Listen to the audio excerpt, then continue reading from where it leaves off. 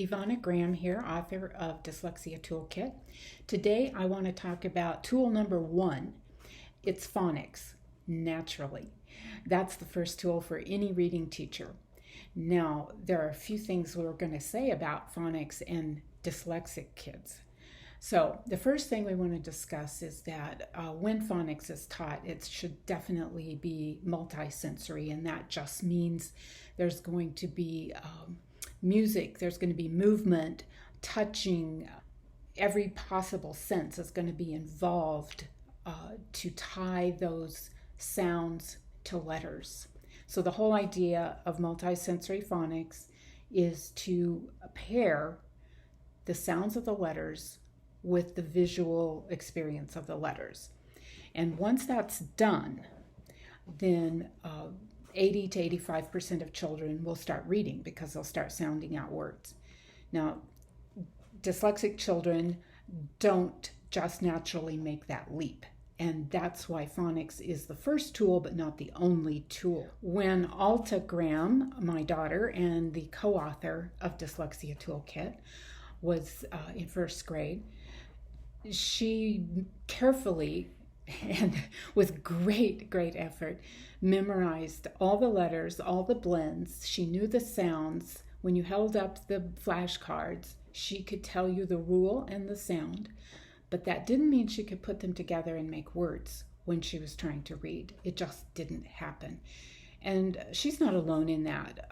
A lot of dyslexics experience that.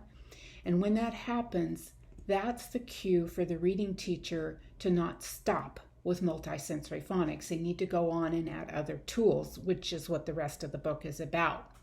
So I'm sure I'm going to step on a few toes here, but Orton Gillingham and all the hundreds of programs that use the same techniques as Orton Gillingham, such as Sounds and Syllables, those are all great programs, but they're not enough for every dyslexic child.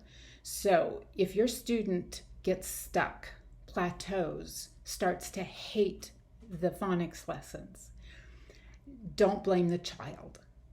Go ahead and let that go and go on to some other techniques. You'll be amazed at what happens. We found that there are some programs that definitely work better with dyslexic kids than others. So I'm going to show you 3 of those. The first one is Richard Whitehead's Why Tyrannosaurus and Not If. The book does explain why dyslexic kids tend to remember big words and be able to read them and not be able to read the little words. But he also goes on to explain how to have a dyslexia-friendly classroom or homeschool that all children can respond to, and he's got a lot of great information. It's based off of Ron Davis's Gift of Dyslexia, but he goes deeper and explains practical ways to use it in different settings. So that's a great book to start with.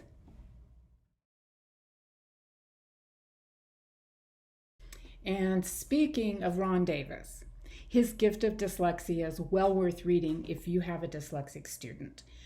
He delves into how to use clay figures, makes letters out of clay, and he has a very tactile approach to phonics that dyslexic kids tend to respond to very well. So that's definitely worth reading. And finally, if you have several children that you're teaching or you're a classroom teacher, I highly recommend The Reading Remedy by Marion Blank. She goes into 6 different ways to teach reading. So she understands that phonics is the first and number 1 tool, but she also understands that that's not enough for every student.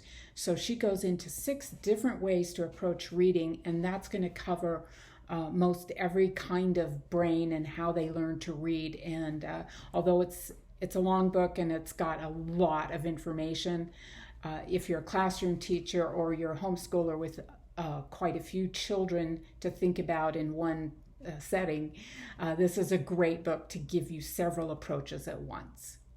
So That's where you want to start. You want to start with phonics, and then once the child understands the sounds that the letters represent, don't worry if they don't go on and sound out words. There's other ways to get to that piece, and we're going to do that in the next few videos.